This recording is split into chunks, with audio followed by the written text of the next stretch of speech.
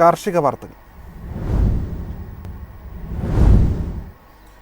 മലയോര മേഖലയിൽ വില്ലനായി കാലാവസ്ഥ. ഏലം തോട്ടങ്ങൾ കരിയുന്നു, റബ്ബർ തോട്ടങ്ങളും പ്രതിസന്ധിയിൽ. പ്രതീക്ഷ നൽകി കുരുമുളക് വിപണി. ഹൈറേഞ്ചിലെ കാലാവസ്ഥയിൽ 4 പതിറ്റാണ്ടിനിടയിലുണ്ടായ മാറ്റം കാർഷികോൽപാദനത്തിൽ വിള്ളലുളവാക്കുന്നു. വേനൽ ശക്തി പ്രാപിച്ചതും മഴയുടെ അളവ് കുറഞ്ഞതും മലയോര മേഖലയിലെ ജലസ്രോതസ് കുറച്ചു. കാലാവസ്ഥയിലെ ഈ മാറ്റം ഏലം കൃഷിക്കാണ് കനത്ത തിരിച്ചടിയായത്. നിലവിലെ ഉയർന്ന താപനിലയും മഴയുടെ അഭാവവും മൂലം ഒട്ടുമിക്ക തോട്ടങ്ങളിലും ശരങ്ങൾ കരിഞ്ഞുണങ്ങുകയാണ്. ഏലത്തെ സംരക്ഷിക്കാൻ കൃത്രിമ മാർഗങ്ങളിലൂടെ തണൽ വിരിച്ച് കൃഷി നടത്തുക കനത്ത സാമ്പത്തിക നഷ്ടത്തിനും ഇടയാക്കുന്നു. നിലവിലെ സാഹചര്യത്തിൽ അടുത്ത സീസണിലെ വിളവ് കുറയാൻ ഇത് കാരണമാകും. ഉൽപാദന മേഖലയിൽ നടന്ന ലേലത്തിൽ 55,829 കിലോയുടെ കൈമാറ്റം നടന്നു. വലിപ്പം കൂടിയ ഇനം കിലോ 3,146 രൂപയിലും ശരാശരി ഇനങ്ങൾ 2,945 രൂപയിലുമാണ്. ആഭ്യന്തര വിദേശ വാങ്ങലുകാർ ലേലത്തിൽ സജീവമായിരുന്നു.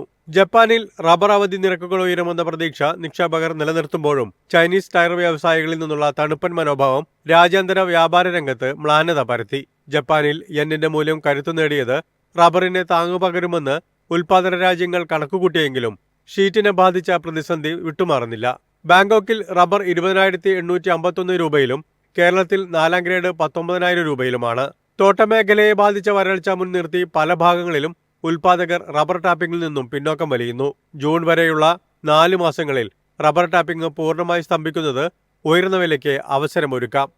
കാർഷിക മേഖലയിൽ കുരുമുളക് വിളവെടുപ്പ് പുരോഗമിച്ചതോടെ ചരക്ക് വിറ്റുമാറാൻ ഉൽപാദകർ താൽപര്യം കാണിച്ചു തുടങ്ങി.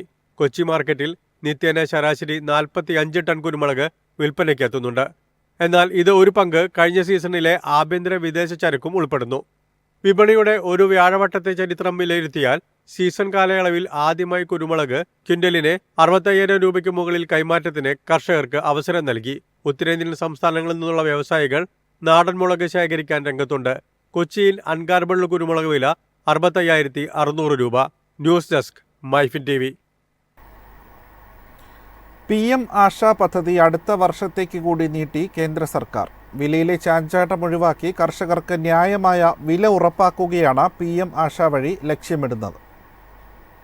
15ാം ധനകാര്യ കമ്മീഷന് കീഴിൽ അടുത്ത പ്രധാനമന്ത്രി അന്നദാത ആയ് സംരക്ഷൺ അഭിയാൻ പദ്ധതിയുടെ തുടർച്ചയ്ക്ക് കേന്ദ്രം അംഗീകാരം നൽകി. കർഷകർക്ക് ന്യായമായ വില നൽകുന്നതിനും അവശ്യവസ്തുക്കളുടെ വിലയിലെ ചാഞ്ചാട്ടം നിയന്ത്രിക്കുന്നതിനും നിർണായകമായ സംഭരണ പ്രവർത്തനങ്ങൾ ഫലപ്രദമായി നടപ്പിലാക്കുക എന്നതാണ് പദ്ധതി ലക്ഷ്യമിടുന്നത്. 2024-25 സംഭരണ വർഷത്തേക്കുള്ള ഉൽപാദനത്തിന്റെ 100% വരെ വില പിന്തുണ പദ്ധതി പ്രകാരം തുവര, ഉഴുന്ന്, മസൂർ എന്നിവയുടെ സംഭരണമായിരിക്കും. രാജ്യത്ത് പയർവർഗ്ഗങ്ങളിൽ സ്വയം പര്യാപ്തത കൈവരിക്കുന്നതിനായി ഉൽപാദനത്തിന്റെ 100% വരെ അടുത്ത 4 വർഷത്തേക്ക് കൂടി തുടരുമെന്ന് 2025 ബജറ്റിൽ കേന്ദ്ര സർക്കാർ പ്രഖ്യാപിച്ചിരുന്നു. കർഷകർ ഉൽപ്പാദിപ്പിക്കുന്ന പരിപ്പ് പൂർണ്ണമായും കേന്ദ്ര നോഡൽ ഏജൻസികളായ നാഫെഡ്, NCCF എന്നിവ വഴി വാങ്ങാൻ സജ്ജമാണെന്ന് കേന്ദ്രം വ്യക്തമാക്കിയിട്ടുണ്ട്. News desk MyFin TV. ഇന്ത്യയിൽ നിന്നും ഓസ്ട്രേലിയയിലേക്ക് കടൽമാർഗം ആദ്യമായി മാതള നാരകങ്ങളെത്തി. ഇന്ത്യൻ മാതളത്തിന്റെ കയറ്റുമതി ആവശ്യകത വർദ്ധിപ്പിച്ചതാണ് ചെലവ് കുറഞ്ഞ കപ്പൽ ചരക്ക് നീക്കത്തെ ആശ്രയിക്കാൻ കാരണം.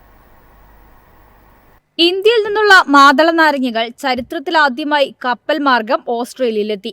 മുൻപ് വിമാനമാർഗമായിരുന്നു കയറ്റുമതി ചെയ്തിരുന്നത്. ഓസ്ട്രേലിയയിൽ നിന്നും വൻ ഡിമാൻഡാണ് മാതള നാരങ്ങകൾക്കുള്ളത്.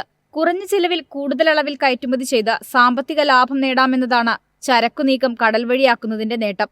Agricultural and processed food products export development അതോറിറ്റിയും അഗ്രോസ്റ്റാർ KB എക്സ്പോർട്സും ചേർന്നാണ് കയറ്റുമതി നടത്തിയതെന്ന് കേന്ദ്ര വാണിജ്യ മന്ത്രാലയം വ്യക്തമാക്കി. ഓസ്ട്രേലിയയിൽ വിപണി പ്രവേശനത്തിന് അനുമതി ലഭിച്ച പശ്ചാത്തലത്തിൽ മാനദണ്ഡങ്ങൾ പാലിച്ച് 2024 ജൂലൈയിലായിരുന്നു വിമാനമാർഗം ആദ്യ കയറ്റുമതി നടന്നത്. ഇന്ത്യയിൽ നിന്നുള്ള മാതളത്തിന്റെ മികച്ച രുചിയും ഉയർന്ന നിലവാരവുമാണ് ഓസ്ട്രേലിയൻ കയറ്റുമതി വർദ്ധിപ്പിച്ചത്. News desk MyFin TV.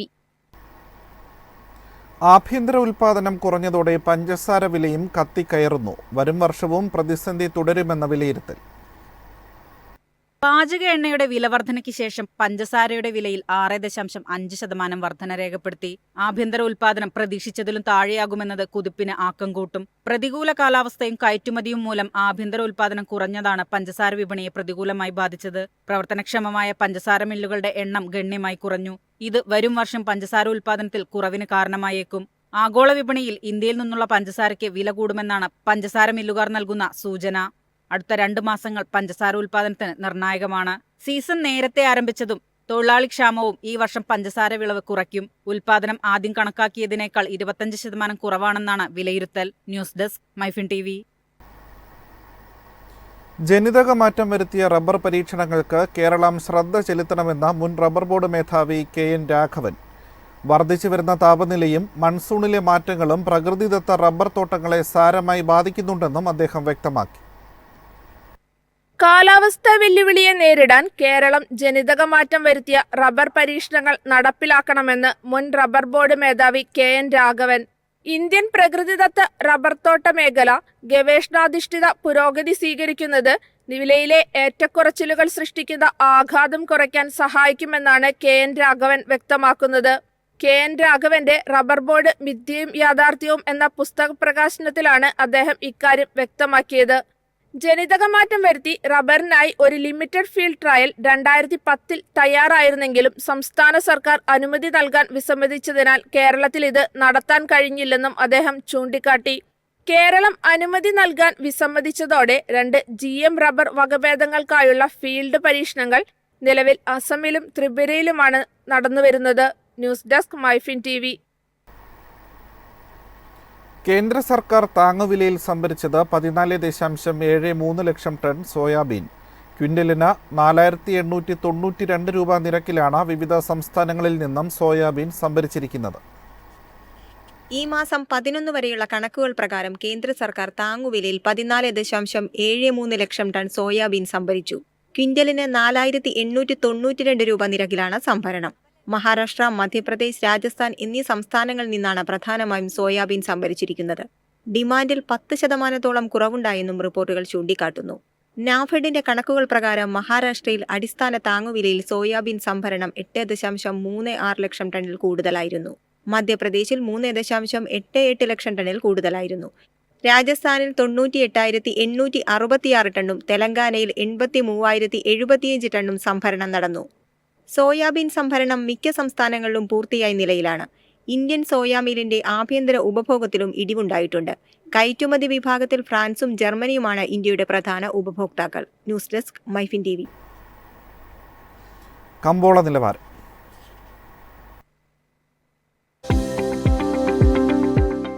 ഇന്നത്തെ കമ്പോള നിലവാരം: RSS 4 190, RSS 5 186, ലാറ്റക്സ് 136, ജാതിക്ക 380, ജാതിപത്രി 2000 മുതൽ 2300 വരെ, ഗ്രാമ്പു 920, അടയ്ക്ക 230, കാപ്പിക്കുരു 300, കൊക്കോ പരിപ്പ് 650, കുരുമുളക് ഗാർബിൾ 67,600, കുരുമുളക് അൺഗാർബിൾ 65,600, ഏലക്ക 2,900 മുതൽ 3,000 വരെ, വെളിച്ചെണ്ണ 22,450, കൊപ്ര 17,200, ചുക്ക് 32,500.